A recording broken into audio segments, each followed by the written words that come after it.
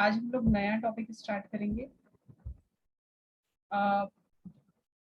आदित्य तुम्हारे पास I think बैरेक्ट होगा, तो बैरेक्ट लेकर बैठना है ना। आज हम लोग यस मैम। अपना चैप्टर 9 है, भू अभिलेख से रिलेटेड। ठीक है, तो इसमें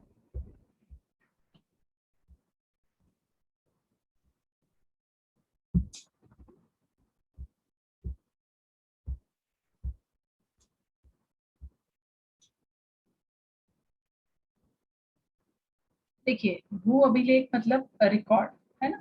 भू अभिलेख को हमने स्टार्टिंग में जो हमारा सेक्शन 2 था, इंटरप्रिटेशन वाला पार्ट, उसमें हम लोगों ने देखा है किसी भी भूमि से संबंधित सारी जानकारियों का रिकॉर्ड रखा जाना।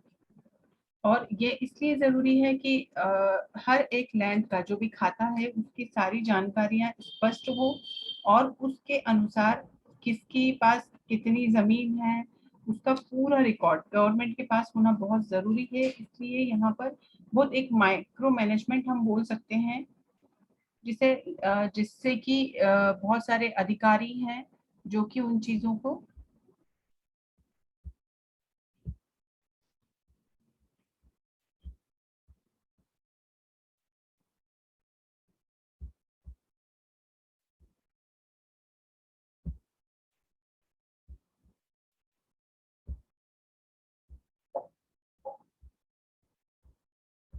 स्क्रीन विजिबल है, सभी कुछ हो रहा है। स्क्रीन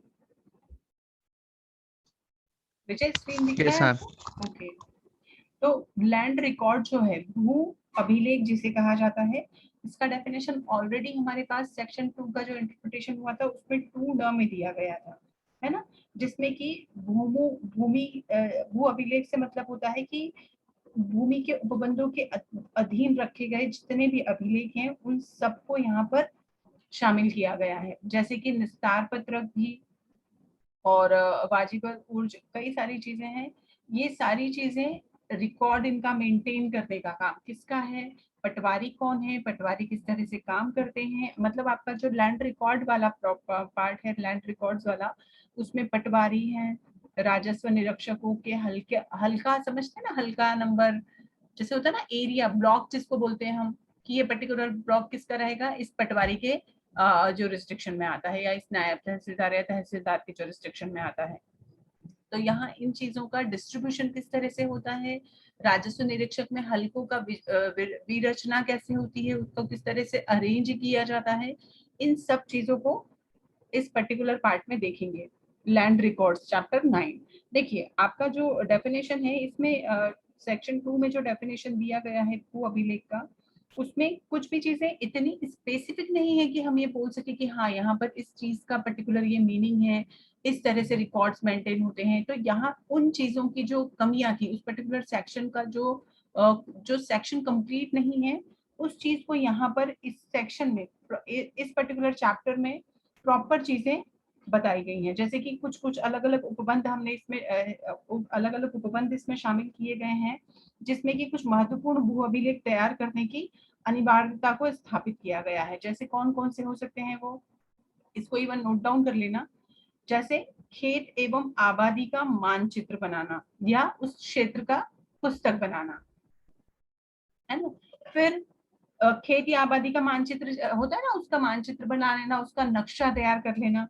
फिर सहायक क्षेत्र अभिलेख तैयार करना, उसी के साथ एक सहायक अभिलेख बनाना, मीन्स लैंड रिकॉर्ड।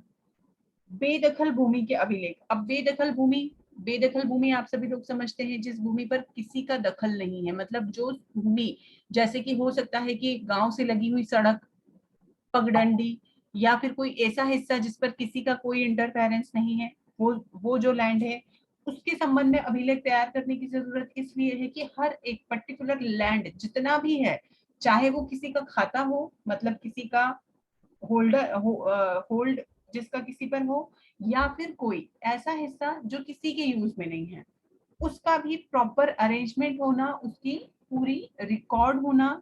और अधिकार अभिलेख एवं ऋण पुस्तिका। आज रामलाल ने ज्वाइन किया है क्या? अभी नहीं किया। विजय, ऋण पुस्तिका क्या होती है विजय? होता है ऋण पुस्तिका, पावती पावती। हाँ, पावती, पावती करेक्ट। बोलते हैं हाँ, जी क्या जी। होती है वो, क्या लिखा रहता है उसमें? वो उसमें मैडम भूमि कितनी है उसकी, उसमें रिकॉर्ड रहता है उसकी भूमि छोटी का, छोटी से खसरा पासबुक वगैरह। जैसी होती हैं, अगर आप लोगों ने हाँ देखा, जी किसी ने जी देखा जी हो तो, जी जी मैम। है ना। छोटी जैसे हमारी हाँ बैंक की जी पासबुक होती है, ऐसा होता है, उस पर खसरा नंबर लिखा होता है। उसमें ऋण जी मैम। पुस्तिका उसे बोला जाता है, पर उस पर नाम भी, आपका जो ऑनर है उसका नाम लिखा रहेगा, उसकी जमीन का पूरा क्षेत्रफल क्षेत्रफल उसमें मेंशन होता है कि, और जी मैम। पूरी उसकी कि वो कहाँ पर है, उसका दिशाओं, चारों दिशाओं का वर्णन उसमें होता है ना। जी नामान मैम। जिसके नाम पर है उसका नाम उसमें मेंशन होता है। तो इसे हाँ अधिकार खाते। अभिलेख, हाँ, अधिकार अभिलेख एवं ऋण पुस्तिका कहा जाता है। फिर अगर मान लीजिए किसी लैंड से रिलेटेड कुछ विवाद है और विवादग्रस्त मामले हैं, उनका पंजीयन करना, पंजीयन करने से मतलब होता है उनका रजिस्ट्रेशन करना, कि इस पर्टिकुलर लैंड, यह पर्टिकुलर लैंड विवादित है। जैसे मान लीजिए कि कोई ऐसी जमीन है जिसके ऑनर की डेथ हो चुकी है, यहाँ क्लियर नहीं है कि अब उसका मेन एलार्स कौन होगा।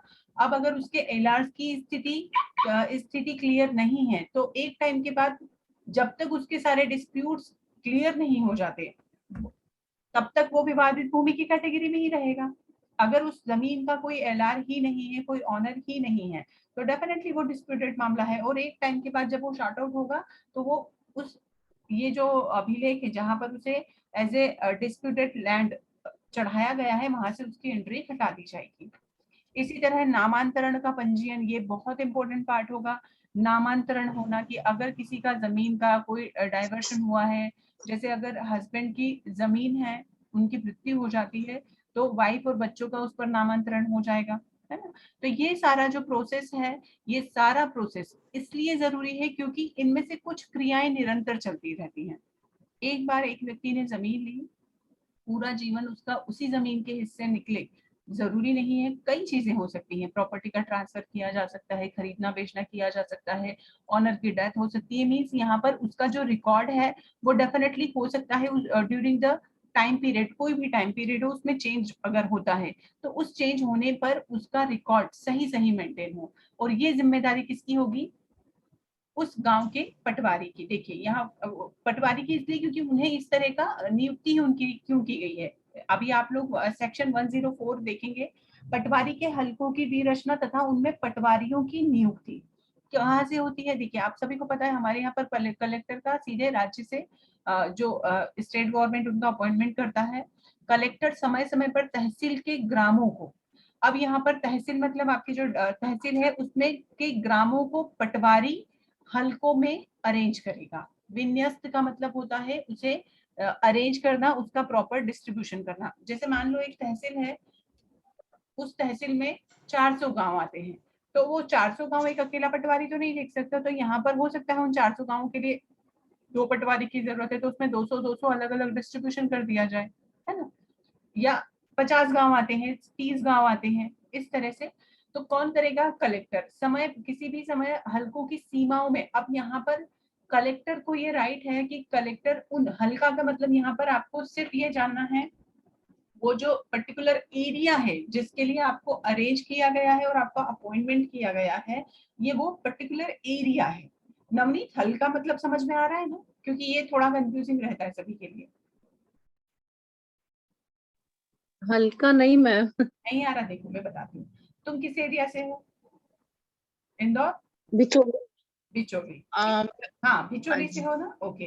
अब जैसे मान लो कि हमारा जो बिचौली है, आपसे बिचौली, मर्दाना, कन्हाड़िया और ये जो सारे गांव हैं, इन सारे गांव में मान लो कि इस पर्टिकुलर एरिया के लिए एक पटवारी को नियुक्त किया गया है। उसमें बिचौली, मर्दाना, बिचौली, हप्सी, कनाड़िया, झलारिया, इन सबको मिला के 25 गांव उसके अंडर में आते हैं।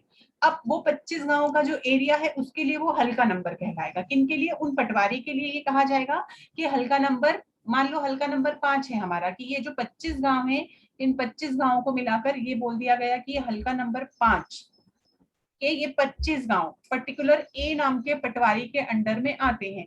अब हम हमारा अगर भू अभिलेख मतलब लैंड रिकॉर्ड से रिलेटेड कोई भी इशू होगा, तो हम हमारे उसी पटवारी से डील करेंगे, न कि किसी और हल्का नंबर के पटवारी से। ठीक है, मतलब यहाँ एक तरह का डिस्ट्रीब्यूशन है। तो इसे एक हल्का शब्द राम जाने मैम कहाँ जैसे से। वार्ड होता है वैसे होता है क्या, हल्का Exactly. जैसे वार्ड वार्ड, मेंबर होते हैं? हाँ इस तरह से होता है, पर यहाँ पर ये जो चीजें हैं ये बहुत ज्यादा ऐसी नहीं है कि हमें ये क्लियरली जानकारियां हो। यहाँ ये सारा कलेक्टर के हाथ में। अब मान लो कि आज यहाँ पर कलेक्टर ने 25 गांवों का एक हल्का बना के रखा है, अभी उसमें उन्होंने चेंज कर दिया, तो ये पटवारी के लिए ज्यादा जरूरी है जानना, और हाँ हमारे लिए जरूरी कि हमारे यहाँ का कौन सा पटवारी है। जैसे ही कोई पटवारी का अपॉइंटमेंट होता है या नियुक्ति होती है तो गाँव के लोगों को पता रहता है कि पर्टिकुलर इस एरिया के लिए ये हल्का, इस एरिया के लिए ये पटवारी का अपॉइंटमेंट किया गया है। तो यहाँ पर ये जरूरी है, क्योंकि जैसे मैंने ज्यादा संख्या बता दी, हो सकता है बहुत कम छोटे छोटे पटवारी का, क्योंकि पटवारी के बाद उसके ऊपर नायब तहसीलदार है, तहसीलदार है, फिर हमारे पास एसडीओ है, एसडीएम है, और देन हमारे पास कलेक्टर है ना। तो यहाँ पर ये इसलिए इनको इस तरह से डिस्ट्रीब्यूशन जरूरी, कि ऐसा नहीं कि एक गांव के लिए एक ही पटवारी, हो सकता है उस एक बड़े गांव से कई सारे छोटे छोटे गांव लगे हुए होंगे, तो उन सबके लिए एक जिस पटवारी को अपॉइंट किया गया है उसके लिए बोला जाएगा कि उस पर्टिकुलर हल्का नंबर के लिए इन पटवारी का अपॉइंटमेंट किया गया है। ठीक है, तो हाँ एक एरिया आप समझ सकते हो, पर्टिकुलर ज्यूरिसडिक्शन, क्षेत्राधिकार, है ना। तो यहाँ ये शुरू की जो भाषा थी उसी भाषा के हिसाब से ये चीजें चली आ रही है। नहीं तो हम सीधे से बोल सकते हैं कि एक पटवारी का जो क्षेत्राधिकार होता है, जिसमें वो इंटरफेरेंस कर सकता है, वो रिकॉर्ड देख सकता है। अब जैसे कि आज मैं आपकी क्लास में मुझे जो सब्जेक्ट अलॉट हुआ है मैं उसी को पढ़ाऊंगी, मैं कभी भी किसी भी क्लास में कोई भी सब्जेक्ट जाके पढ़ा सकती हूँ क्या? Even I am teacher, no, है ना। तो ये हमारा ज्यूरिसडिक्शन वाला पार्ट है। जिस एरिया का आपको अपॉइंटमेंट दिया गया है, आप यहाँ भू अभिलेख उन्हीं पर काम करेंगे, उन्हीं भू अभिलेख पर काम करेंगे जिस हल्के के लिए आपको अपॉइंट किया गया है। अब यहाँ ये शब्द जो है माना कंफ्यूजिंग है, बट आपको याद इसी तरह से रखना है। आप ज्यूरिसडिक्शन की तरह से उसे समझ सकते हैं, हो सकता है आपके लिए इजी गोइंग हो जाए, है ना। ठीक है, समझ में आया नवनीत? यस मैम, आ गया। तो यहाँ भू अभिलेख, क्योंकि देखो हमारा मेन मोटिव क्या था, जैसे मैंने स्टार्टिंग में बोला कि भाई भू अभिलेख का जो डेफिनेशन था उसमें उन्होंने इतना स्पेसिफिक हमें नहीं बताया है कि भू अभिलेख में क्या क्या होगा, कितना होगा, नहीं होगा। पर यहाँ अलग अलग डेफिनेशन जब हम चीजों की पढ़ते हैं तो हमें ये क्लियर होता है कि भू अभिलेख में कितनी चीजें होनी चाहिए। खेत क्या है, आबादी क्या है, मानचित्र उसके हो, उसमें उसका मेंशन हो कि किसके नाम पर है, फिर क्या उसमें आपने बेदखल भूमि को शामिल किया है, ये सारी चीजें काम के लिए यहाँ भू अभिलेख का अपडेट होना बहुत जरूरी है। मतलब आपका जो लैंड रिकॉर्ड है वो प्रॉपरली अपडेटेड हो। तो कलेक्टर भू अभिलेख रखने का तथा यहाँ मेन कर्तव्य जो है, मेन ड्यूटी जो है पटवारी की, वो है कलेक्टर भू अभिलेख रखने का तथा उसके शुद्धिकरण के लिए और ऐसे कर्तव्य के लिए राज्य सरकार विहित करे प्रत्येक पटवारी हल्के में से एक या अधिक पटवारियों की नियुक्ति कर सकेगा। अब जैसे मान लो कि एक ब्लॉक में एक पटवारी पर्याप्त नहीं है, एक हल्के में आप ज्यादा जरूरत है, बड़ा एरिया है, आप ज्यादा रखेंगे। भू अभिलेख रखना अभी आई थिंक सभी को समझ में आ गया कि भू अभिलेख में क्या क्या शामिल है। जैसे मैंने कहा, नामांतरण का पंजीयन होना, है ना।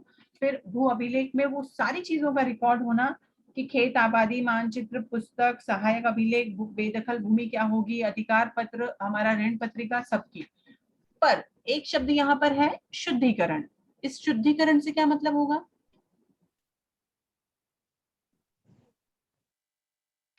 हम करेक्शन, अगर उन रिकॉर्ड्स में कुछ करेक्शन करने की जरूरत है तो। Very good. जैसे मैंने अभी एक एग्जांपल दिया था कि अगर पति के नाम पे प्रॉपर्टी और पति की डेथ हो जाती है तो अभी नामांतरण उसकी वाइफ को और उनके बच्चों को क्या होगा। तो अभी यहाँ पर ये जरूरी है कि अगर किसी ऑनर की डेथ हो चुकी है देन आप यहाँ पर करेक्शन करें। मैंने अभी जैसे कहा था ना कि जरूरी नहीं है कि 100 एकड़ का जमीन अगर किसी व्यक्ति का है तो उसकी ऑनरशिप जीवन भर रहेगी।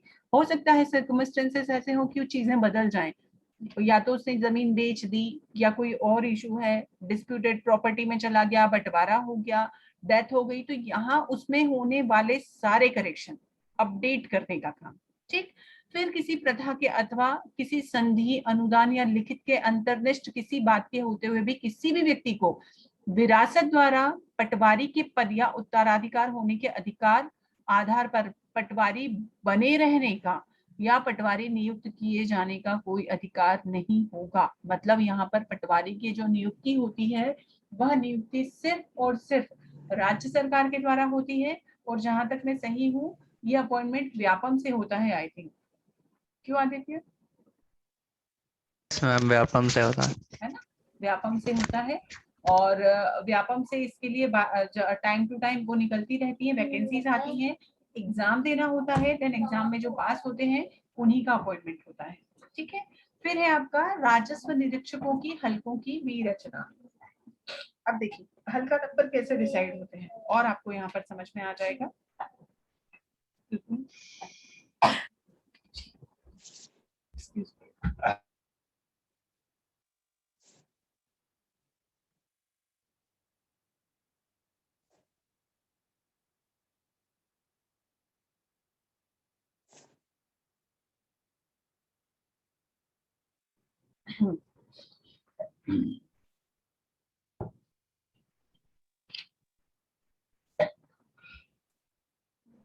कुछ है ना, दो तीन चीजें, 105 समझने से पहले पटवारी के थोड़े से कुछ ड्यूटीज जो हैं हम वो और थोड़ा सा देखेंगे, ताकि आपको इस इवन ये भी समझ आएगा कि हमारे इस एक्ट में हम कितनी सारी चीजें पढ़ते हैं, मतलब यहाँ पर वो ओवरऑल ड्यूटीज जो हैं पटवारी की वो कितनी सारी होती है। क्योंकि देखिए कोई भी व्यक्ति अगर शहर से बिलोंग नहीं करता, मीन्स हम में से कई लोग हैं कि छोटे छोटे गाँव से भी हम लोग बिलोंग करते थे, हमारे लिए पटवारी क्या है, क्यों है, उनकी क्या ड्यूटीज हैं, डेफिनेटली सिलेबस के अलावा भी हमें पता होना चाहिए कि यहाँ पर ये उनका ड्यूटी है कि उन्हें ये करना ही करना है ना।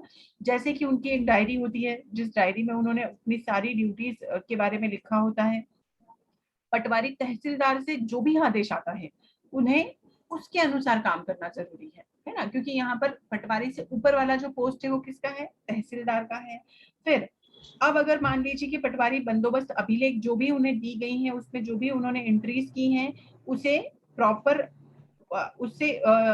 प्रॉपर मेंटेन करेगा, उसमें राजस्व की एंट्रियां की जाएंगी। और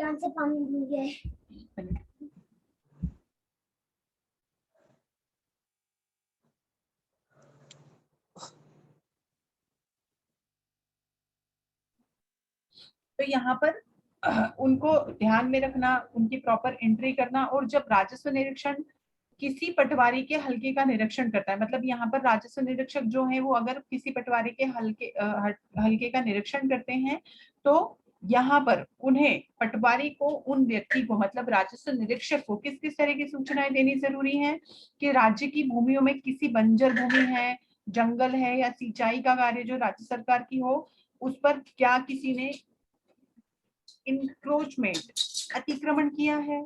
फिर सीमा का सर्वेक्षण का उसका खत्म हो जाना, सीमाओं में परिवर्तन होना, या किसी भूस्वामी की मृत्यु के बिना उसके उत्तराधिकारी की हो गई है तो उसका खाता राज्य सरकार के राज्य स्वामित्व के लिए अभिग्रस्त करना।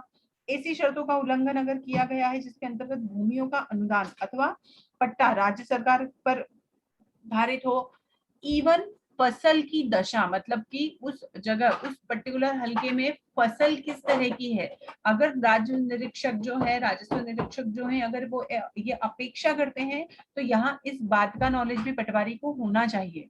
फिर ऐसी शर्तों का उल्लंघन करना जिसके अंतर्गत भूमियों का अनुदान, अनुदान समझते हैं ना, ग्रांट, तथा राज्य सरकार से धारित हो, जिसका पट्टा राज्य सरकार से धारित हो। ओला, टिड्डी, अग्नि, बाढ़, तुषार, न्यास, पशु का रोग, महामारी, विपत्ति, इन सब से अगर फसल खराब हुई है तो उसकी सूचना पटवारी लिखित रूप से अपने राजस्व निरीक्षक को देगा, है ना। ये चीजें मतलब हमारे नॉलेज में भी होनी चाहिए कि अगर हम इस तरह की प्रॉब्लम्स, कोई भी इस तरह के प्रॉब्लम्स को फेस करता है, देन कौन ऑथोराइज पर्सन है जिसके थ्रू ये चीजें आगे तक बढ़ेंगी, है ना। तो यहाँ इन चीजों के लिए कौन लायबल होंगे कि पटवारी इनसे जुड़ी सारी चीजों को यहाँ पर बताएंगे, उन चीजों को प्रॉपर मेंशन करेंगे।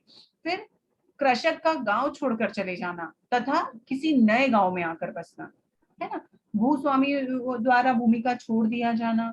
फिर किसी किसान को प्रयोग संबंधी अधिकार है तो उसका उल्लंघन करना। निस्तार पत्रक और प्रशासन के पत्र जो है उसका वैध रूप से उसमें किसी भी तरह का उल्लंघन नहीं होना। ऐसे कई सारी बहुत लंबी लिस्ट है।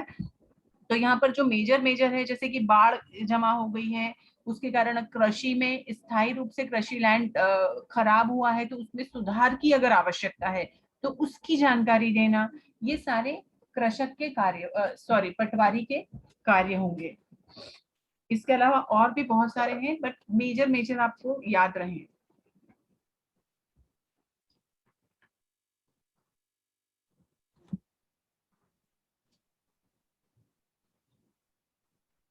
फिर 105 है formation of revenue inspectors circles, राजस्व निरीक्षकों के हलकों की विरचना।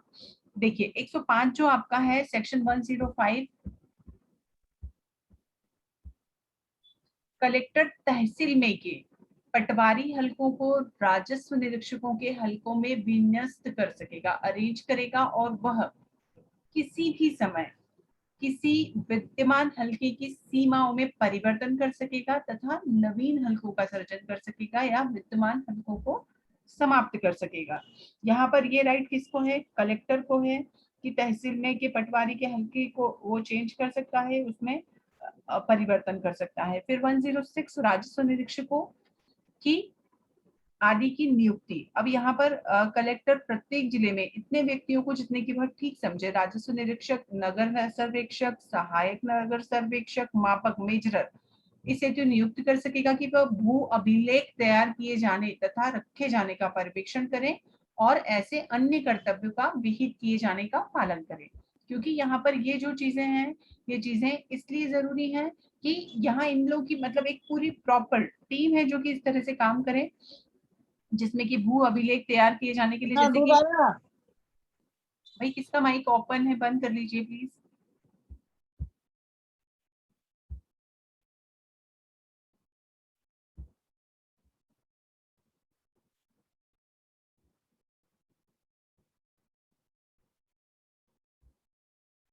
है ना, तो यहाँ पर राजस्व निरीक्षकों की नियुक्ति किया जाना। फिर खेत का नक्शा, ये बहुत इंपॉर्टेंट चैप्टर है, हाईलाइट कर लेना इसको।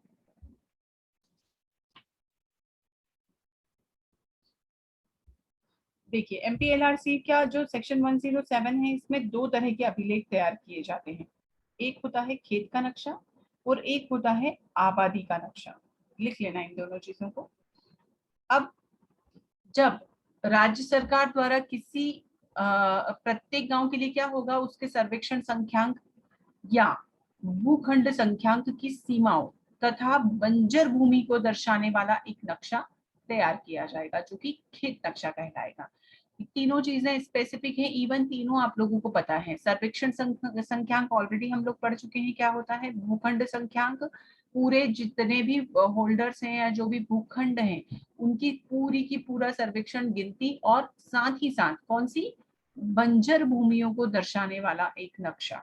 क्यों? ताकि ये क्लियर हो कि कौन सी भूमि उपजाऊ है, कौन सी भूमि नहीं। यहाँ इसके लिए एक खेत का नक्शा तैयार किया जाएगा जिसे खेत नक्शा कहा जाएगा। फिर प्रत्येक ग्राम की आबादी के लिए एक नक्शा तैयार किया जाएगा। मतलब यहाँ दो तरह के हो गए हैं, एक खेत का नक्शा होगा और एक आबादी का। प्रत्येक ग्राम की आबादी के लिए नक्शा तैयार किया जा सकेगा जिसमें प्राइवेट धारकों द्वारा उपयोग में रखा गया क्षेत्र तथा वह क्षेत्र जो ऐसे अधिभोग में न तो एवं ऐसी अन्य विशिष्टियां जो कि विहित की गई हैं दर्शाई जाएंगी। मतलब ग्राम आबादी के लिए प्राइवेट धारक ने जो क्षेत्र उनके पोजीशन में है वह, देन यदि राज्य सरकार यह समझे कि किसी ग्राम के मामले में यह आवश्यक है कि उपधारा 2 के अधीन तैयार किए गए नक्शे में उन भूखंडों को जो प्राइवेट धारकों के अभियोग में है पृथक से दर्शाया जाए, तो अगर ऐसी डिमांड की जाती है कि जो रियल ऑनर है और जो प्राइवेट ऑनर है उन लोगों को अलग से इन चीजों का मेंशन किया जाए, तो उन्हें ये चीज उसमें अलग से इस तरह का डेटा तैयार किया जा सकता है।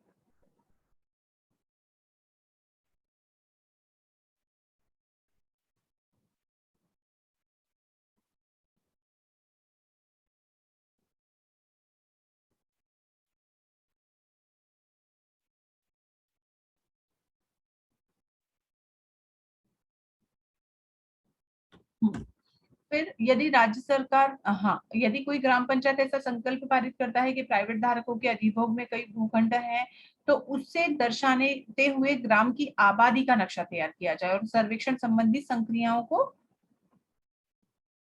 के खर्च के प्रति उतने अनुपात में जो कि विहित किए जाएं अभिदाय करने के लिए रजामंद है, तो राज्य सरकार ऐसा नक्शा तैयार कर सकेगी। ठीक है, मतलब यहाँ पर खेत का नक्शा और आबादी का नक्शा दो अलग अलग तरह के नक्शे बनाए जाएंगे जिसमें कि पूरी चीजें शामिल है।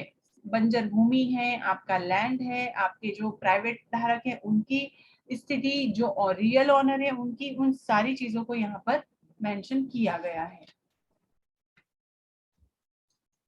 इवन आबादी का मानचित्र, डेफिनेटली कि आबादी का, इसमें केस का नाम भी लिखना, नारायण वर्सेस जगदीश प्रसाद।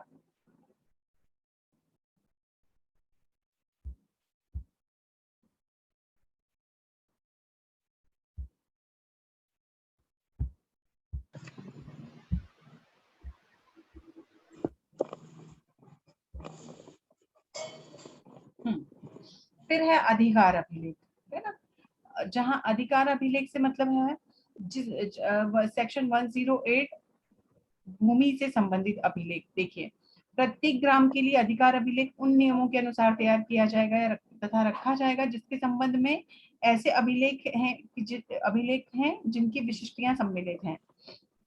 जैसे समस्त भूमि स्वामियों के नाम, उनके द्वारा धारित सर्वेक्षण संख्यांक तथा भूखंड संख्यांक तथा उसके सिंचित या असिंचित क्षेत्रफल सहित, मतलब भूमि से संबंधित पूरा का पूरा रिकॉर्ड।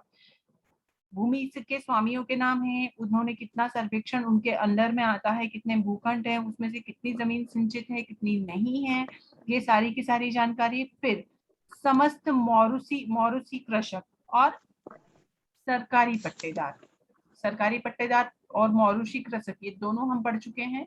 नहीं याद है तो कल मुझे बताना, कल इसको फिर से रिपीट करेंगे क्योंकि अभी का सेक्शन मुझे आगे पढ़ाना है। सरकारी पट्टेदार जो भी सरकार से पट्टा करते हैं, उनके नाम और उनके द्वारा धारित सर्वेक्षण संख्यांक तथा भूखंड संख्यांक, है ना, उसमें भी सिंचित और असिंचित का क्षेत्रफल। अब असिंचित और सिंचित का क्षेत्रफल यहाँ मेंशन किया जाना इसलिए जरूरी है क्योंकि जब हम इस तरह की चीजें इसमें मेंशन करते हैं तो यहाँ क्लियर स्पेसिफिक रिजल्ट हमें मिल जाता है कि कितना जो लैंड है वो सिंचित है और कितना नहीं, है ना, तो इसलिए ये जरूरी है। फिर ऐसे व्यक्तियों के अपने अपने हितों का प्रकार और उसकी सीमा और उसमें संलग्न शर्तें तथा दायित्व अगर किसी भी तरह के हैं तो वो उसमें शामिल होंगे। और ऐसे व्यक्तियों द्वारा देय लगान और भू राजस्व अगर कुछ है तो इतने लोग, अगर जो भी इसमें मेंशन किए गए हैं वो लोग अगर किसी तरह का लगान देते हैं तो उस लगान की स्थिति, फिर लगान के अलावा उसमें जो भी और कोई चीजें उससे जुड़ी हैं तो वो, है ना, और ऐसी विशिष्टियां अगर ऐसा कोई स्पेसिफिक सम अदर थिंग्स हैं तो उन्हें भी इसमें शामिल किया जाएगा। ठीक है, तो यहाँ पर हमारा जो अधिकार अभिलेख है, स्पेशली अगर बोला जाए तो उसमें वो सारी चीजें मेंशन की जाती हैं जो रिकॉर्ड ऑफ राइट्स और ऑक्यूपाइड लैंड, दखल रहित भूमि, दखल सहित भूमि, जितनी भी चीजें हमने पुरानी पढ़ी हैं वो सब यहाँ पर आपको रिकॉल करनी है। तो ये वो सारा का सारा इसमें शामिल होगा और इन सभी का पूरा डिटेल होना जरूरी है। तो ये मिलकर आपका होता है अधिकार अभिलेख और भू अभिलेख। अभी और भी इसमें सेक्शंस बाकी हैं अभी हमको पढ़ने को।